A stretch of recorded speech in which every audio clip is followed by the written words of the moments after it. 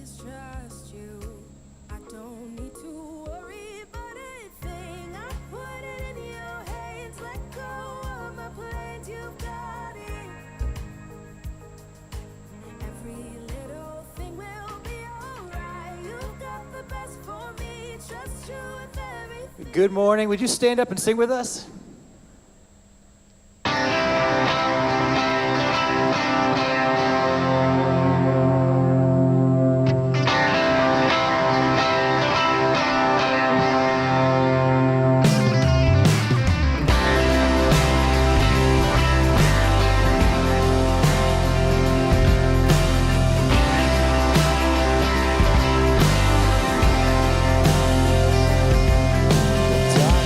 Tries to roll over my bones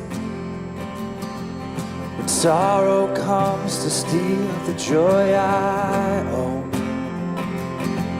When brokenness and pain is all I know, I won't be shaken.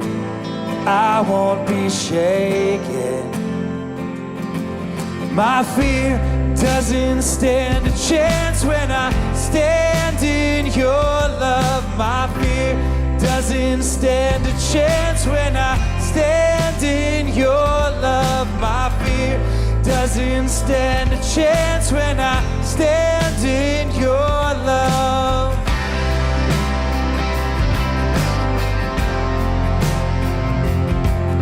Shame no longer has a place to hide.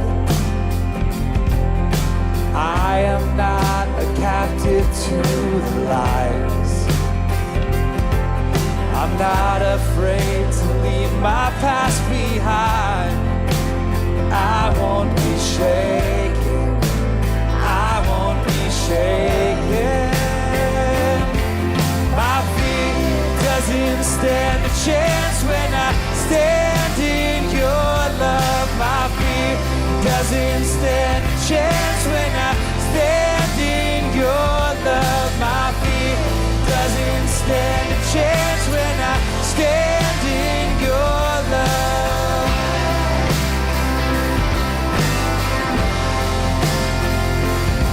There's power that can break off every chain. There's power that can empty out a grave. There's resurrection power that can save. There's power in your name.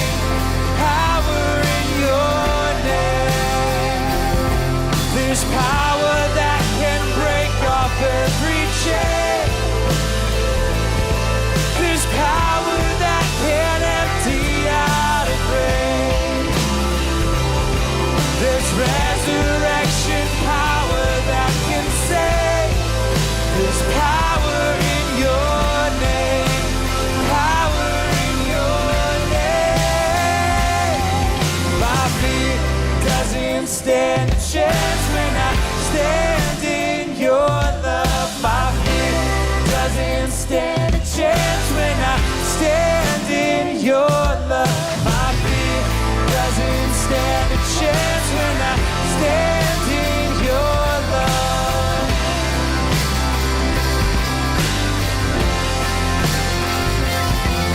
My fear doesn't stand a chance when I stand in your love. My fear doesn't stand a chance when I stand in your love. My fear doesn't stand a chance when I stand in your love.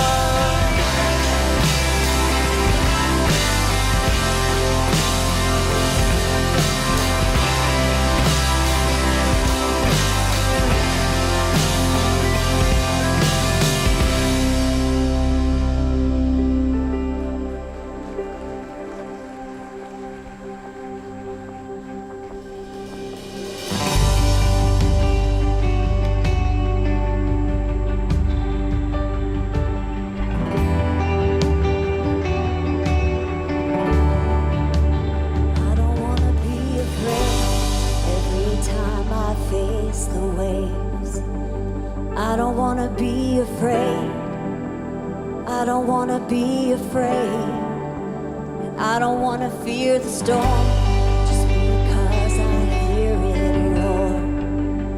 I don't wanna fear the storm, I don't wanna fear the storm.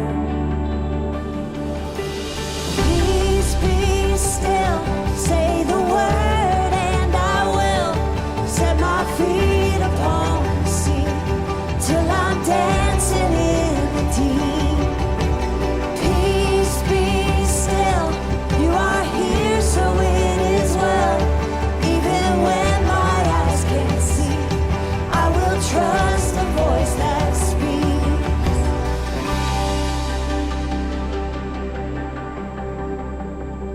I'm not gonna be afraid, 'cause these waves are only the waves. I'm not gonna be afraid, I'm not gonna be afraid. I'm not gonna fear the storm, you are greater than its roar. Oh, I'm not gonna fear the storm, I'm not gonna fear it all. Peace, be still, say the word and I will set my feet upon the sea till I'm dancing in the deep. Peace, be still, you are here, so it is well. Even when my eyes can't see, I will trust the voice that speaks. Peace, peace over me,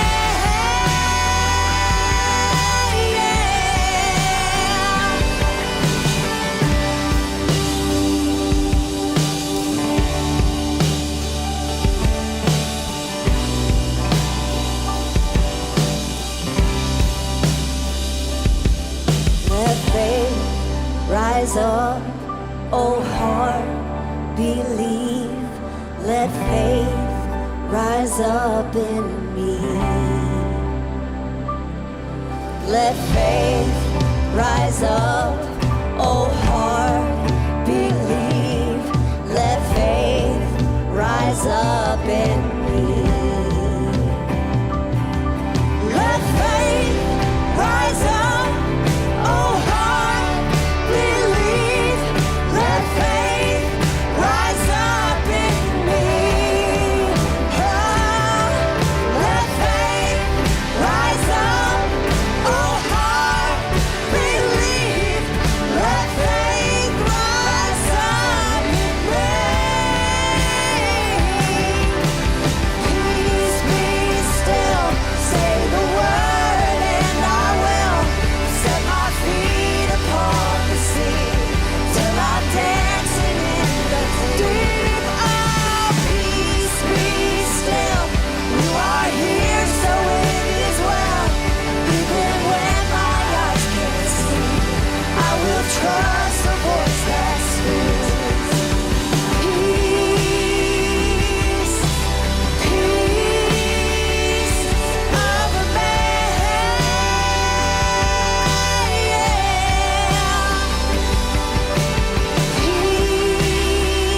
peace, peace over me,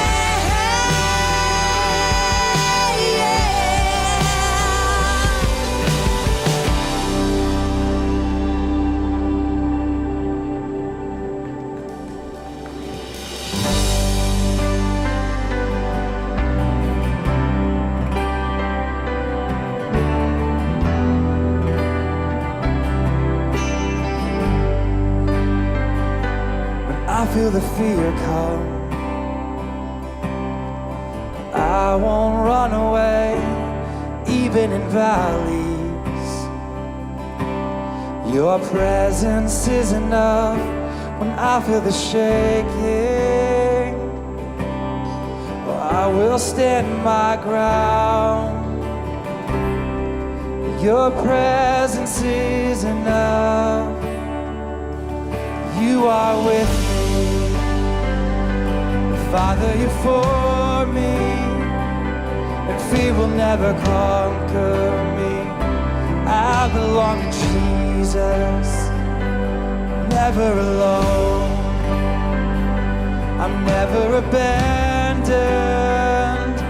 Fear you'll never conquer me. I belong to Jesus. When I feel the pressure, I won't run away, even in tension. Your presence is enough when I'm in the mystery. Oh, I will stand my ground. My God, you are enough. You are with me. Father, you're for me. Fear will never conquer me. I belong to Jesus. I'm never alone. I'm never abandoned. And fear you'll never conquer me. I belong to Jesus. When the rain fell, when the floods came, when the wind blew, I was okay. You were right there. You're in every step I take. When the night falls, when my heart aches, if I stumble, I will not break. You'll be right there. You're in every step I take. When the rain fell, when the floods came, when the wind blew, I was okay. You were right there. You're in every step I take. You're my shepherd, you're my keeper, my provider, my protector. You surround me, you're in every step I take. You're the goodness, you're the constant, you're my first love and my future.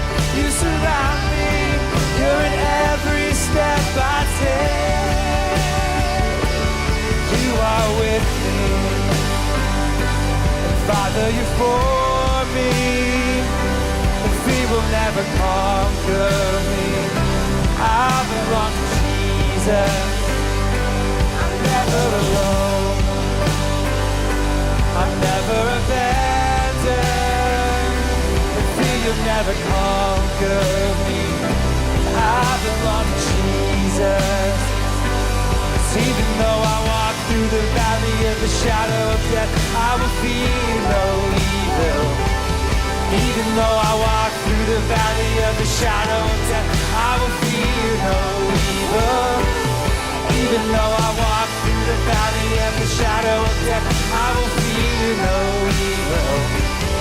Even though I walk through the valley of the shadow of death, I will fear no evil.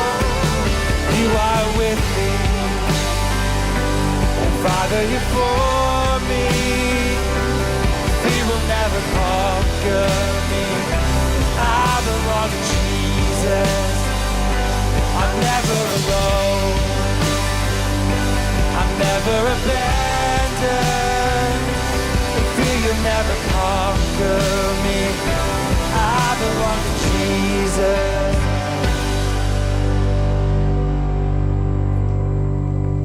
God, we thank you for today. You are good. You are great. Your peace is here with us. Your hope for us now, today, and for the future is here. And we believe in that. We love you. In Jesus' name we pray. Amen. You can have a seat.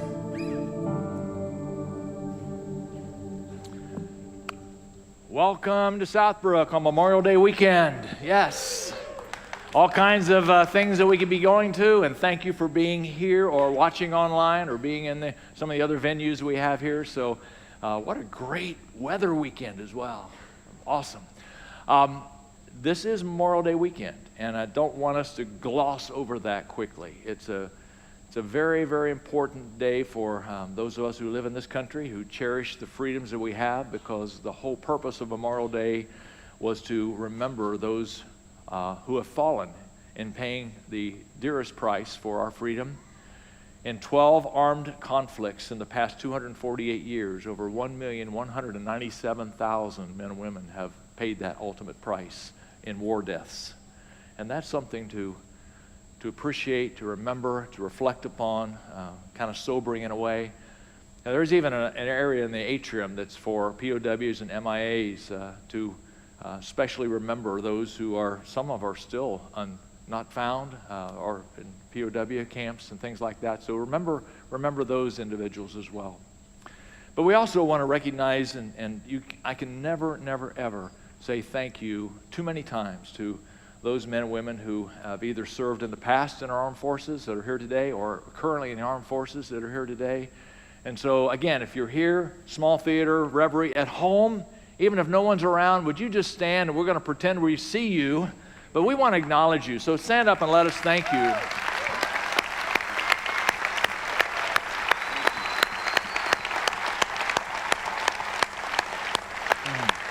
That's awesome. So awesome. Thank you for your service. Thank you again. I also want to take a minute and tell you about an upcoming event we're pretty excited about. The Cancer Crush 5K. That happens June 10th.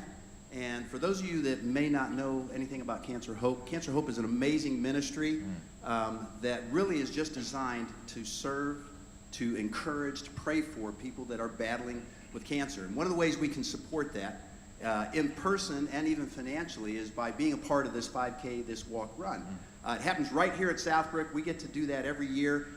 You can actually sign up all the way up till right till the day of the event. But if you sign up this weekend, you get a really cool Cancer Crush shirt. Looks just like that. So that's an incentive all in and of itself. You can also sign up right in the atrium. Dave and Bob. Dave and Bob are out in the atrium. Dave and Bob. You can sign up right out there with them. But seriously, we'd love for you to support that and be a part of that. It's really a great event. No offense, but there's always a Dave and Bob somewhere around that are a part of I the knew he was going there. Dave and Bob, so you remember that easily. Hey, today is also a part of our series. I mistakenly said it's the end of the series in the first service, but this is actually 2 more weeks of chairs, cars, and children. And today we're focusing on cars. Yeah. And when Charlie asked Saul and I to be a part of this day, I said, is this a dream? I might need to wake up from this? Is this just a wonderful dream? No, it's not a dream. It's real. And so we get to kind of host this and be a part of this. So we thought, hey, let's do an impromptu cruise in. So some of those who were there for the 9:30 service have pulled in. Some of you have brought your cars in. So it's all right on the very front parking area of the outside the atrium. So actually after the service, I'm not going to hang around too much in the atrium because I want to get out there and check out your cars too. So if you want to chat with me out there. But thank you for being a part of the cruise in, and that's so awesome. So thank you. But also along that same line, we are emphasizing like just the whole idea of parking. Yes. And so Saul, one of his responsibilities on staff is to oversee our parking team. And so Thanks and sorry. Yeah. So the reason I brought Saul up in there, that way he can explain. So if you have any animosity, anything, whatever, see him. Don't see me, see him. So Saul, you're a part of this. You're Yes, leading sir. this Proudly team. Tell so. us about your parking team and about this whole ministry of parking. The parking team. The parking it's a grand team. and glorious group of people. We have 2 volunteers. We could use a few more, if you want to be a part of that. Actually, mostly it's me and Tim, who's hiding here somewhere, and Corey.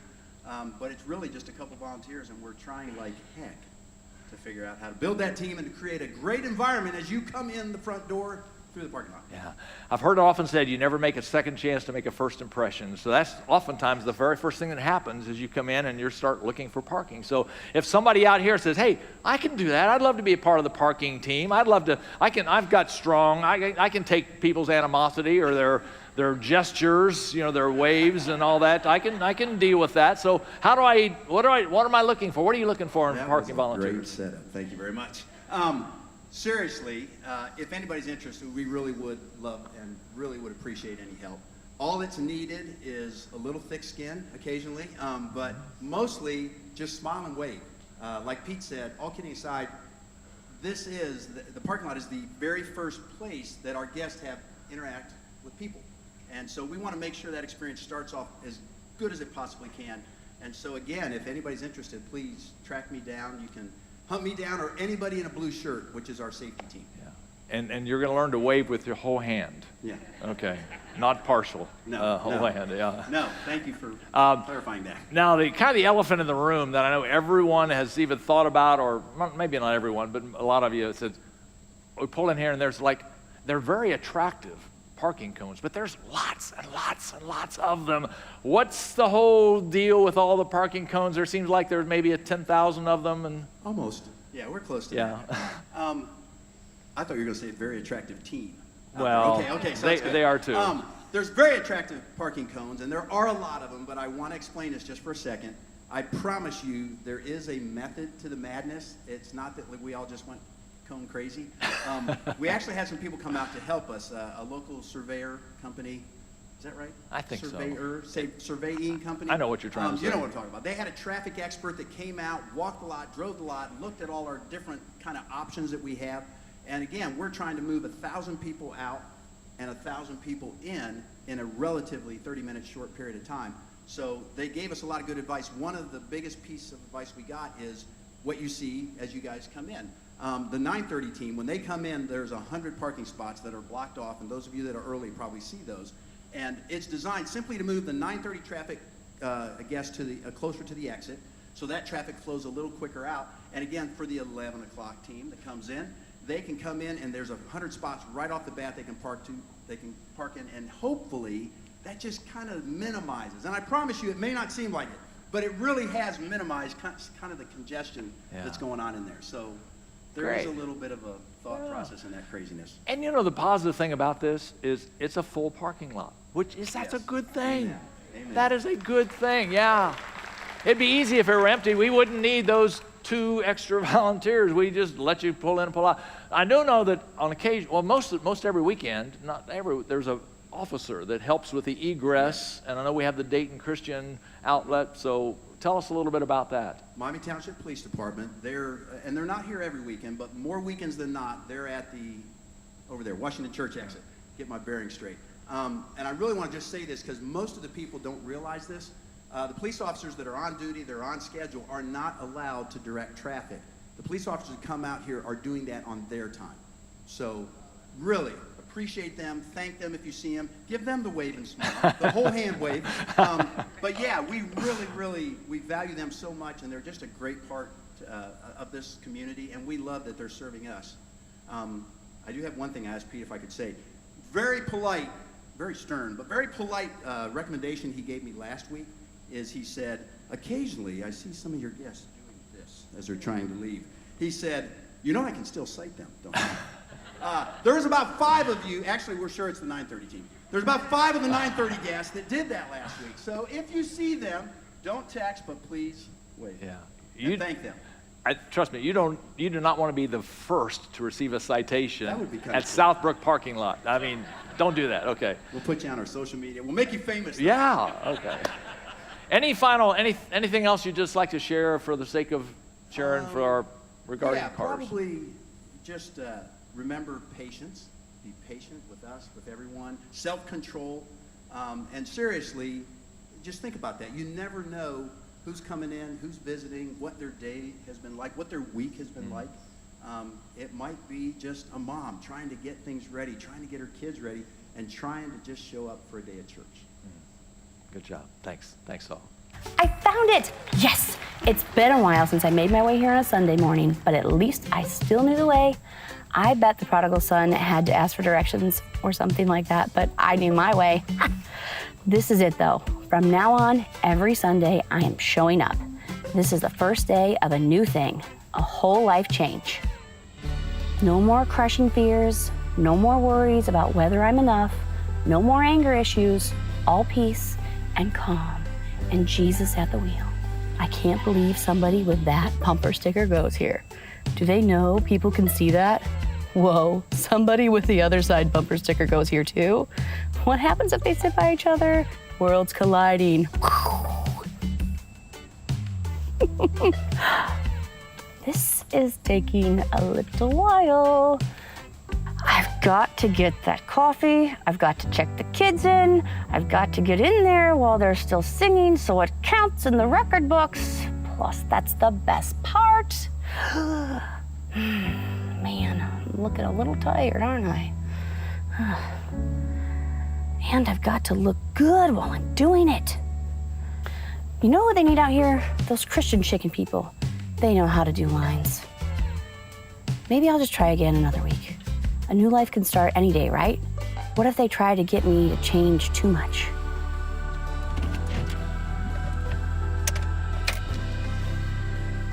I guess we're here. We made it this far.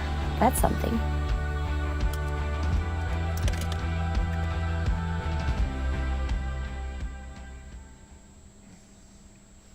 All right. I didn't think about this until I watched the video, but maybe the Christian chicken people, because they don't work on Sundays, would be good for our volunteer staff. Yeah, great idea. See if you can work on that. So I've always been fascinated by cars. It's been something since I can remember in childhood. I remember my childhood buddies, we would sit usually on his front porch because he lived on a busy street, and we would just watch the cars coming down the street, and we would see who could identify them the quickest and identify the model of the year and all that. And I know as soon as I started telling that story, it's like, what a boring life, sitting on the porch watching cars. But it was truth. I mean, we did. We loved it. And we loved cars, and we would dream about the cars that we would own and the first car that we would get and what we would do. And there's even stories about that that are not in this message here today, because some of those stories are appropriate and some of them are not. When we started driving, we did have a little more excitement in our lives than just sitting on the porch identifying cars. By the way, that's not an easy job today. I was reading someplace where there are potentially 25 million different combinations of models, styles, and colors of cars. 25 million. So it's not like it was back when I was a kid. However, I will tell you this. When he was ready to turn 6, my great-grandson Brody could spot Teslas. And this is back when they were just kind of becoming the thing. And electric cars were not really as prominent as they are today, and Tesla was... And I didn't even know what Teslas looked like, to be real honest with you, but he would spot them, and I said, where? He'd point it out. So I don't know where he got all this idea. So anyway, as he was ready to turn 6, I thought, what a cool birthday present would be for him to get a ride in a Tesla. So I checked with my good friend Aaron Matson, who's a SouthBrooker here. He had a Tesla, served on our vision team with me, and I knew that. So I said, hey, would you be willing to come and be a surprise birthday gift for my great-grandson? He said, I'd love to. So we arranged it that Brody was with me in the truck, and we pulled in the parking lot. Sure enough, and he had no idea what was happening. Sure enough, he said, "There, Tesla." And so we pulled around and said, well, that Tesla is for you. He said, for me? It's mine? I said, no. You get to ride in it. Oh, okay. So Aaron took him a ride, had a great time. This is a picture of the two of them after the ride, and Brody was in his glory. A little bit later on, he said, I've got an idea for my next birthday. I said, what's that? He said, do you know anyone who has a Lamborghini? I said, well, no. And then I got thinking, I know where this is going. This kind of keeps escalating here a little bit. It's going to be a Formula One Indy 500 car before I know it. So his next birthday, I went on Amazon and bought a model Lamborghini that we got to put together on the kitchen table, and he had a blast doing that. We did that together, and it was really cool. So I was able to kind of tame those birthday wishes a lot, which I needed that anyway. Lots of things with cars. My granddaughter Reagan, many of you know her from singing up here on stage, but when she was just little, I was successfully brainwashed her into thinking that Mustangs were the best car on the highway because I loved Mustangs and grew up Mustangs. So so we developed this game called Stang Bang. And it was our own game. We made it up, made up all the rules. She made up all the rules because the rules always seemed to favor her. But we had certain points for Stang Bang, and then if it was a Grabber Blue Stang Bang, you got certain number of points. If it was a Grabber Blue convertible Stang Bang, you got bonus points on top of that. If it was a Shawn Mendes Mustang, because she was infatuated with Shawn Mendes, it was bonus points. And then the opposite of that was what we always called the C word. So Chevrolet's version of the Mustang would be and I'm not allowed to say it or I lose points, even to this day. So it's not the Corvette, it's the other C word. I can say Corvette, I can't say the other. But if we ever misidentified a Mustang and it was actually a C word, we lost mega points, to the point that you could probably never win at all because there were so many points you lost. Honestly, true story, I was coming back from Tennessee one time, and my daughter Michonne was with me, just the two of us, I believe, and I stopped to get fuel, and I'm fueling up my truck, and a guy who, with a C word, pulls up in another parking area to get gas, and really, really nice car. I just was walking over talking to him. My daughter Michonne took a picture, sent it to Reagan, and Reagan docked me points because I was talking to a C word owner at the gas station. That's how crazy this game was. But it was fun. It was always fun. But something began to happen. And it wasn't that cars became a problem for me. It was reflecting something going on inside of me that was kind of unhealthy. We had rules for our cars. Rules that were very strict rules, like you don't eat in the car. You don't, if the windows fog up, you do not wipe off the window with your hand or it leaves streaks. And you definitely don't use your finger to write a message or your name on the windows. One day, Reagan and a friend of hers was riding in the back seat of my truck, and it was a cold day. We had the heater on, so the windows were fogging up a little bit. And her friend went to write something or do something or maybe just wipe and Reagan whispered, "Shh, don't wipe the windows." And my first thought was, yes, Reagan has finally got it. Then another part of me was really embarrassed that she felt like that was a rule that just couldn't be broken by a friend of hers sitting in my back seat. So things were happening inside of me that were not great. On the day of our wedding in Columbiana, Ohio, I parked my car 5 miles away in the county fair parking lot, which was going on at the time, so thousands of cars in this parking lot, right in the middle of the parking lot. The only person who knew about it was my best man, and he was sworn for his very life to keep my secret because I didn't want people messing up my car with ribbons and streamers or whatever they write on Just Married or whatever. And it was so obsessive that I didn't care what they did to his car. But my car, no, you're not doing that to my car. Things were getting kind of out of control. And there's probably two significant moments that really helped shape what was happening in my heart. One of them was a global leadership summit that I attended in Chicago. And I remember the speaker to this day making a statement. He said, "At the pace of which I am doing the work of God, I'm destroying the work of God in me."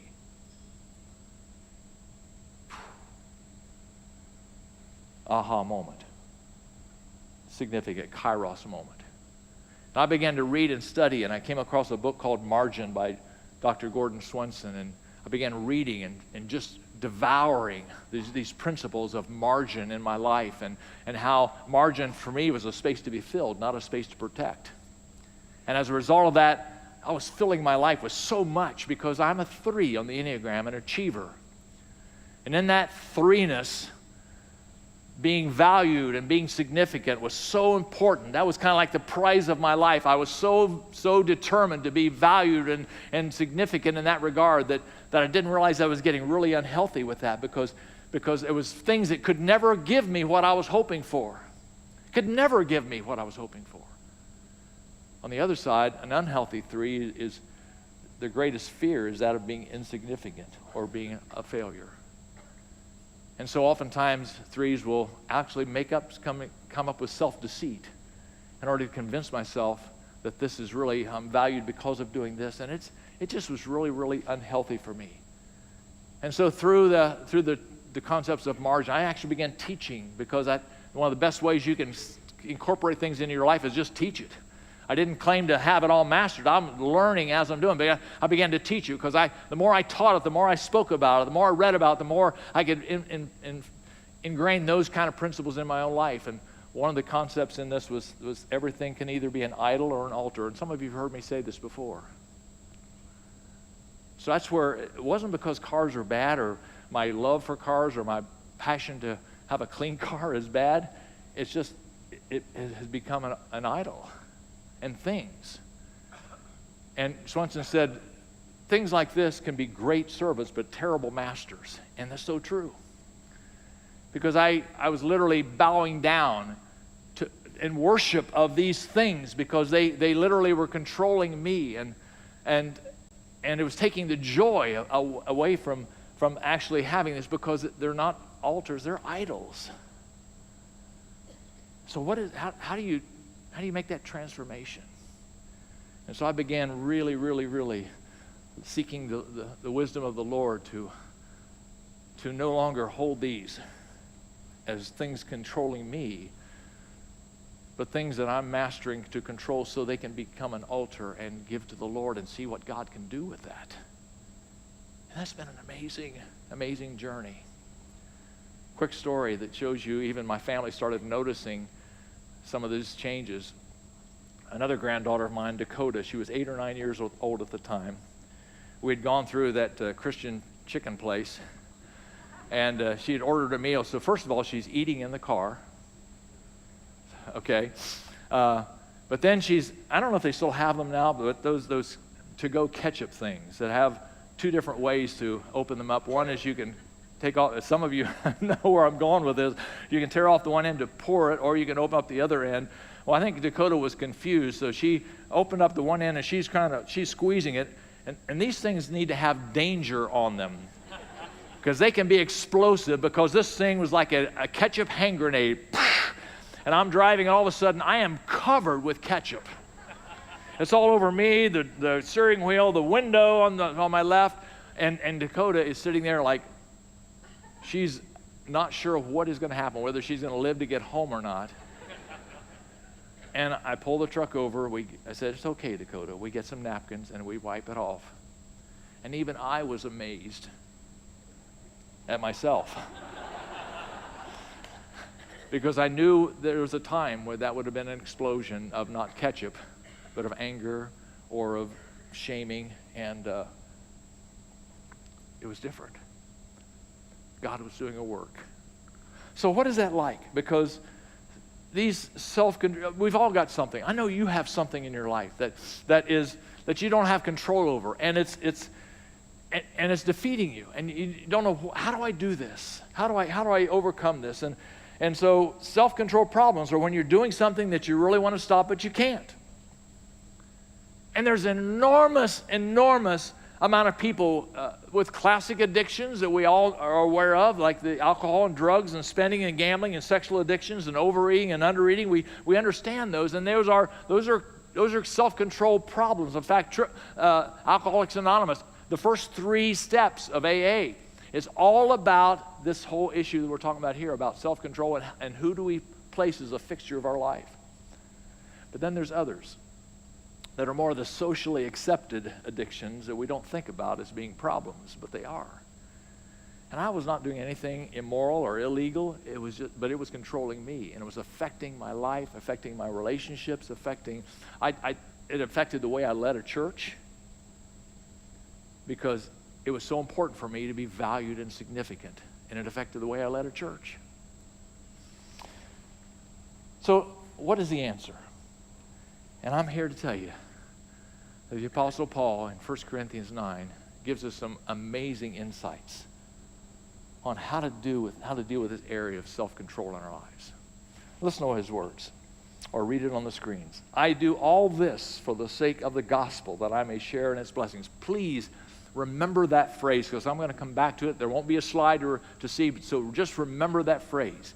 In all things, I do all of this for the sake of the gospel, that I may share in its blessings. And then he says, do you not know that in a race all the runners run, but only one gets the prize? Run in such a way as to get the prize.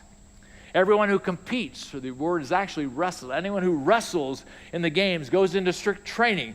They do it to get a crown that will not last, but we do it to get a crown that will last forever. Therefore, I do not run like someone running aimlessly. I do not fight like a boxer beating the air. No, I strike a blow to my body. Some versions say I beat my body and make it my slave, so that after I've preached to others, I myself will not be disqualified for the prize. Now, the word self-control doesn't appear in that passage of Scripture, but it certainly is there. In verse 25, when he talks about strict training, the actual language there means panta in all things, rule self. Rule yourself in all things. And so that's what athletes have to do. They have to rule themselves in all things, and panta all things. Then he uses these illustrations like running. They run for the prize. They'd much rather have ice cream and cake and all the delicacies and all the desserts, but no, they have learned to lay aside certain things in order to go for the prize. Wrestlers compete for the crown. That's their prize. Boxers don't just beat the air. They aim for the chin. I boxed one time, and that's all it took. It was just a game. We were just playing. My roommate in college in Kentucky Christian had some boxing gloves, and he had boxed nothing for, just to play around. I said, I'm stood about 6 inches taller than him. I said, give me the gloves. Well, let's just play around here a little bit. He caught me one time under the chin, and I saw stars. And that's the last time I put gloves on. So that boxers don't just, I could win shadow boxing. But he said, no, boxers aim for the chin. Aim for the chin. He says, so we don't run aimlessly. We go for the prize. He says, I beat my body, or I strike a blow to my body. It's not talking about self-flagellation where he's hurting himself or doing that. I know we've got those things kind of happen. But he says, no, what it means is I'm wearing out the resistance, wearing down the resistance. Luke 18, Jesus tells a story about a widow who goes before a judge to kind of get him to listen to her plea. And he doesn't listen. And so she goes back again and again and again and again and again and again and again. And the language there is she wore him down, wore his resistance down until finally he listened to her. If you are the parent of small adolescent children, you understand what it's like for children to wear you down with their petitions to do this, do that, buy this, buy that, and finally you can say, okay, whatever, go play in the traffic. I'm worn down. And so Paul is saying, he says, what I do is I am very intentional about anything that's resisting me and holding me back. I want to wear that down little by little by little by little so it no longer has control over me. It used to have control over me, but now it doesn't. It doesn't happen miraculously. It doesn't happen overnight. But if I keep wearing it down little by little by little, it stops haunting me the way it used to. It might always be there. The things that I have tried to place as altars sometimes climb back on the throne in my life. I have to watch that because it can become an idol really easily, and I have to get it back off and make it an altar again. But that's what Paul says. That's the answer. Wearing down the resistance. So what's the key here? According to the American Psychological Association's annual Stress in America survey, anyone ever taken that survey? I haven't. I've never heard of it before. But apparently there is a survey out there, and it asks people, what's the prime thing that stops you from achieving your goals? And the primary answer is a lack of willpower. I just don't have enough willpower. Well, in the Stoicism, the Greek Stoics in Paul's day, that was the answer. Willpower was the answer to these discipline issues. Just say no. Just don't do it.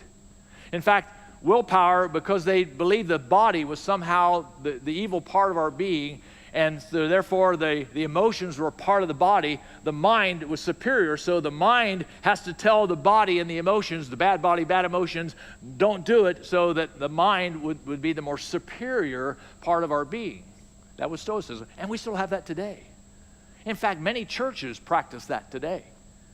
Some of the churches I'm very familiar with was basically, here are the rules that you don't ever do. Here are the rules that you need to stop doing if you're doing them. And by the way, we'll add a little incentive to it, because if you do these things, you're going to burn in hellfire. Give you a little toast of fear, and then and with all of that, that'll help your willpower stay strong. It's all about willpower, the mind telling the emotions no. Is that the answer? Because there's times my emotions, it's hard for me to know.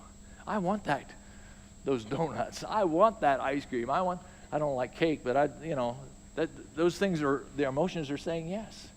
Is that the answer? And the answer to that is no, it's not. The Bible has a much, much better solution. That's what Paul's talking about here. He says that every part of you, listen, every part of you, your mind, your will, your emotions, it's all made in the image of God. And I know we're tainted by sin. I know we've got all the temptations that are there. But in essence, you are made in the image of God, and even your emotions, because God has emotions. So it's not bad emotions. Your emotions are made in God's image. But how do we overcome the taint of sin so that what my mind is saying to my body and all that is consistent with His Word? And so the power of self-control. Look again at the athletes. Do they not want the donuts or the ice cream or the cake? Yeah. But you know, there's something they want more than that, isn't there? They want the prize. And Paul says, it's not just the Olympic gold. It's not just the school record. It's not just the state championship. I have even a better prize that I want you to focus upon. Jesus talks about our hearts, that where your treasure is, that's where your heart is also. I was listening to, or actually reading in the book, Making Sense of God by Dr. Tim Keller. He says this, he said, the great human struggle is not between the mind and the body, but takes place within the heart. And then he describes the heart as that hidden core of self that can respond to or reject the will and even God's love or not. There's something in every one of us, a core of your being, deep inside of you. That's not just your brain working, it's not just your emotions, but there's something deep inside of you that the Bible calls your heart, the center of your emotions and all that, that can actually either respond to and accept the will, the love of God, or reject it. Also in Tim Keller, he has a podcast, and he was telling the story in one of the podcasts I was listening to about Jacob in the Old Testament. And I had totally missed over this little verse of scripture that I'll share with you in a minute. And the story of Jacob is very, very complex, and it's very long, so I'm going to really, really skinny it down because I just don't have the time. But if you want to read the whole story, it's fascinating. But Jacob is told by his father Isaac, it's time for you to get married, son. And so I'm going to actually tell you where to go to get your wife. You're going to go into this far land, and there's a man by the name of Laban. He has some daughters. I want you to marry one of his daughters because there's a blessing and a promise attached to this. So it's really important that you do this right.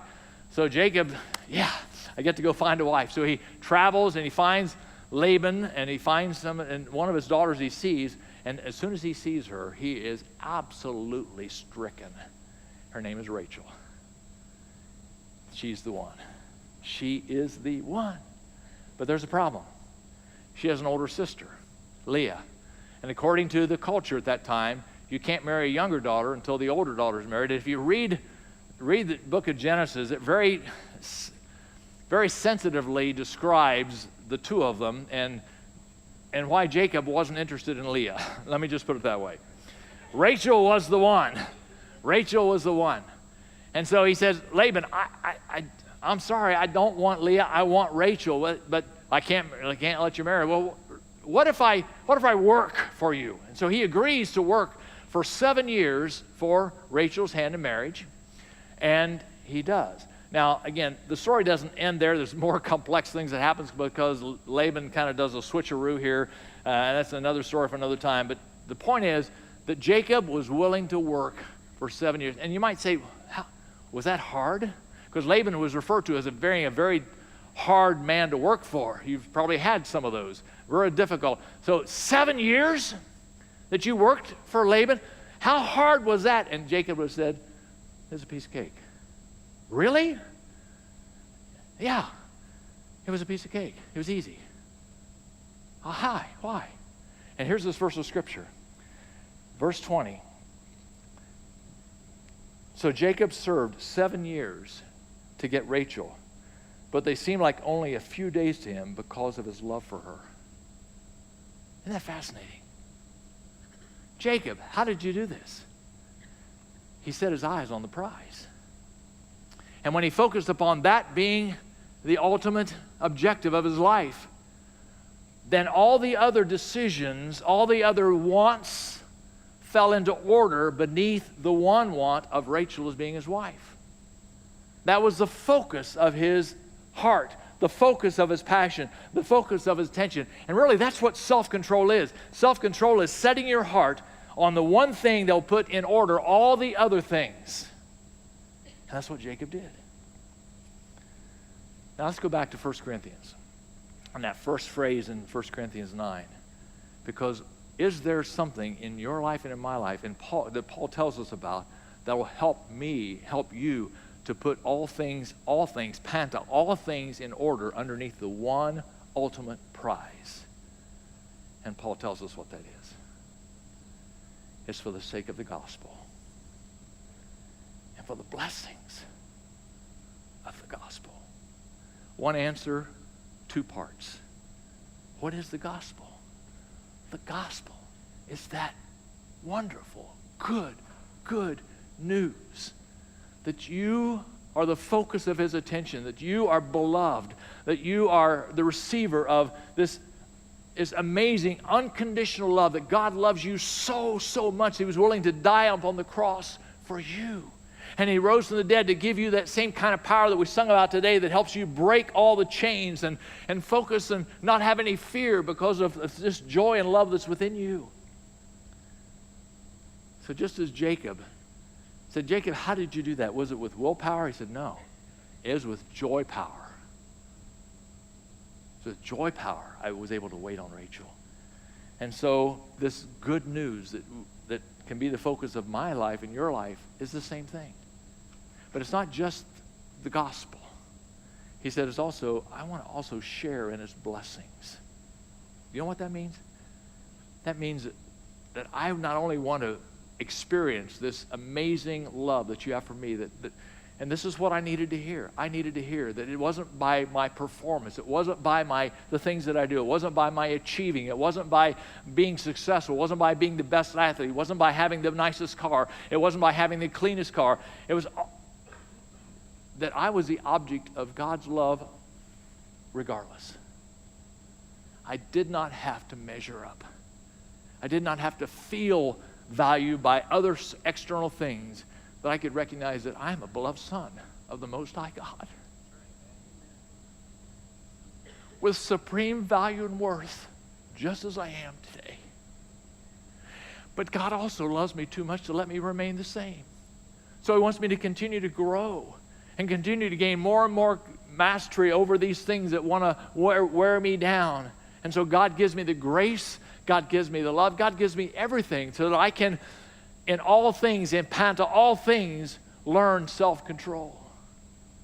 Because I'm focusing upon my identity in him, but also in the blessings of others. And this is where these altars come into being, where God uses the things in our life and can bless other people because we've surrendered them to him. And so, the boat can be used in wakeboarding sports camps and water sports camps, and the car can be driven for strip church ministry and for city lights events where we can take furniture and things like it. It's still a clean truck. And it's still a clean boat. But it's not an obsession. It's just an enjoyment. And it's not something that gains me more value or more worth. It's just, I like clean cars and I like a clean boat. So what is in your life? There's a verse of scripture that became really probably one of my, no doubt, core value passages of scripture because of this journey, really, that helps remind me of my idols and altars. And it's in Colossians 3:17, where Paul simply says, let every detail of your life, and I read this to myself, Pete, let every detail of your life, my words, my actions, whatever, everything, in all things, panta, all things, be done in the name of the Master Jesus, thanking God with joy power every step of the way.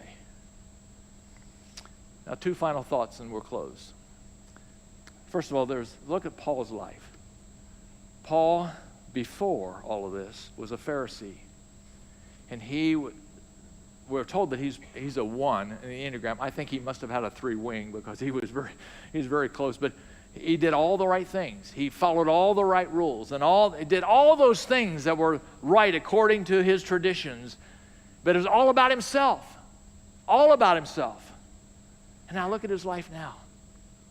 Because he says, in all these things, what are all those things? If you read back to all of his life, he encountered beatings and persecutions and shipwrecks and all these things, and even the past of all the terrible things he had done, including watching and being participant of persecuting Christians. And all these things, he says, for the sake of the gospel, I know now that my value is not in things that I do, but it's in the gospel. It's in the fact that Jesus died for me, and so he died for you as well. And he also wants to make sure that his life is very consistent and his words and actions are in congruence with one another, that I'm not saying one thing and doing another.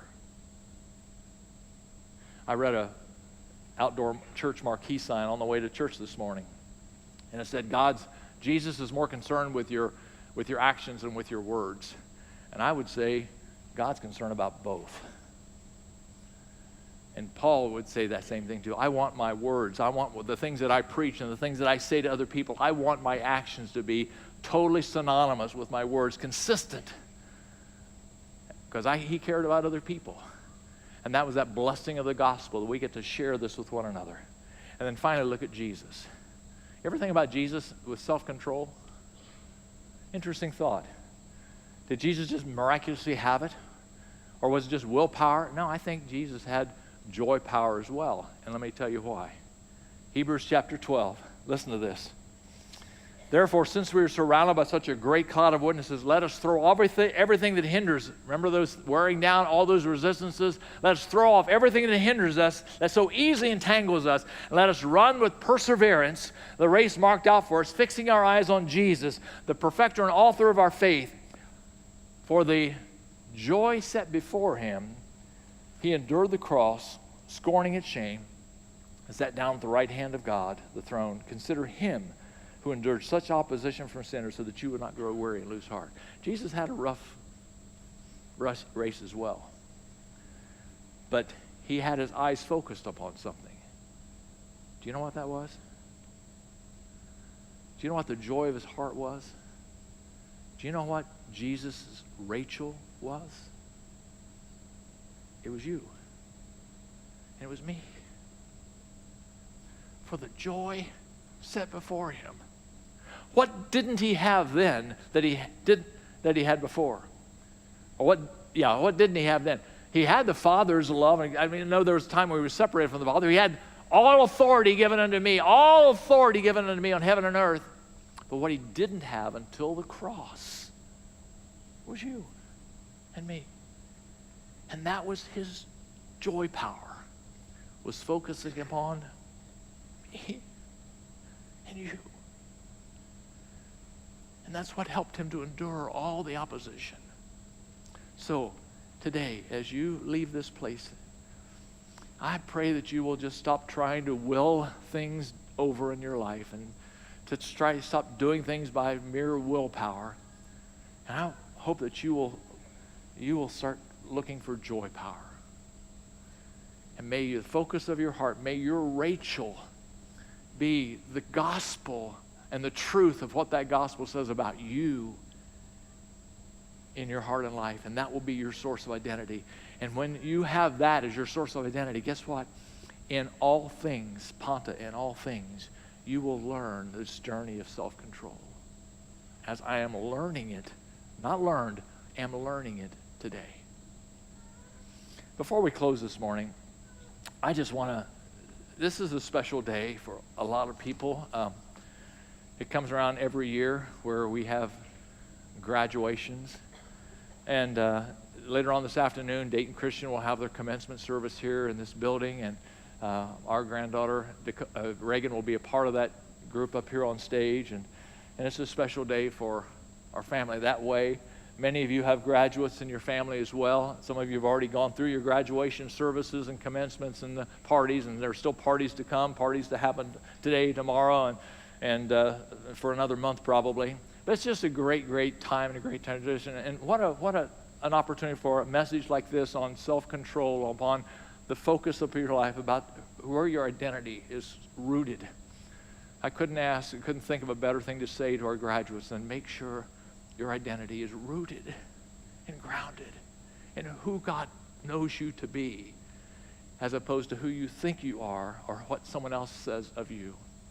And so, but I'd like to just congratulate all of our graduates. So if you're here in this building, from college, career school, high school, preschool, kindergarten, I don't care, just a graduate in a small theater, reverie. If you're at home, again, I know I can't see you, but stand up. Let us thank you, and then I want to pray over you, so remain standing. So stand up if you're a graduate.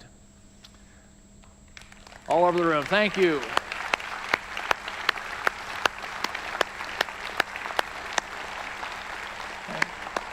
If you would remain standing and oblige me in just that, I just want to pray and then we'll be dismissed. God, thank you so much for this gathering today and for the topic we were able to talk about. So important. We all are impacted by it. I especially thank you for these young men and women who are standing here that are entering another phase of their life and another chapter. And it can be scary and exciting all at the same time. And parents who are here are also scared and excited, and maybe one more or the other, but it's still just a lot of mixed emotions. And God, I just pray your anointing. I pray your blessing. I pray your goodness would fall upon them. I pray, God, that you would help provide direction for their lives and help them, Lord, more than anything, to acknowledge you as the source of their identity. Because, Father, when that is the case, then in all things, Panta, all things, they will understand and learn to say no to some other things. So, God, place that upon their hearts, and we give you the praise and honor. And in Jesus' holy name, everyone who agreed said, amen. Have a great Memorial Day weekend.